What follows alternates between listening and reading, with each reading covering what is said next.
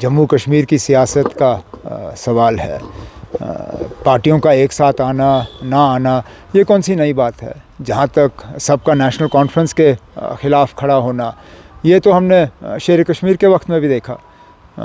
जिन लोगों को 77 का इलेक्शन याद है, उस वक्त जनता पार्टी, यहाँ के लोकल पार्टियाँ, यहाँ तक कि यहाँ की मजहबी लीडर जो थे वो सब एक स्टेज पर आए थे शेर कश्मीर को हराने के लिए। और उनकी तबीयत नासाज थी शेख साहब की। बिस्तरे में रह के उन्होंने नेशनल कॉन्फ्रेंस का वहाँ से कैंपेन चलाया और भारी कामयाबी हासिल की।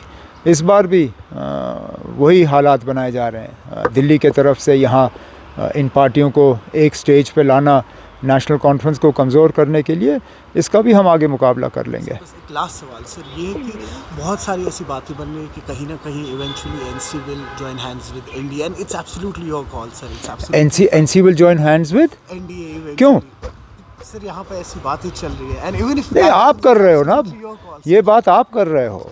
हम तक तो ऐसी बात नहीं आई। ना ऐसा कोई, ना हमने इस तरह का कोई इशारा दिया है, ना हमारी ऐसी कोई सोच है, ना हम कभी ये चाहेंगे। अगर हमें एनडीए में जाना होता तो हम क्यों ये सारा बर्दाश्त करते, हम चले जाते। हमारा एनडीए के साथ कोई लेना देना नहीं है, ना हमारा एनडीए के साथ कोई लेना देना होगा। हम अभी खड़े हैं बीजेपी को जम्मू कश्मीर से शिकस्त दिलाने के लिए, और इंशाल्लाह लोगों का साथ रहा तो उनको भारी शिकस्त दिला के यहाँ से वापस भेज देंगे। So one last question. Like Farooq Saab has been saying that they would never make an alliance with BJP. So do you think he'll have to bear the brunt of this because he is also facing ED action? Look, I'm not going to get into that. Whatever we have to face, we'll face. It's not something new. We faced it in the past, we'll face it in the future. As far as not having an alliance with the BJP is concerned, that is our firm belief. We are fighting against the BJP.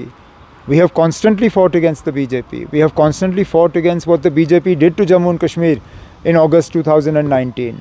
Unfortunately, those parties that supported the BJP at that time are today bearing the brunt of what the BJP did to us. At that time, we were detained.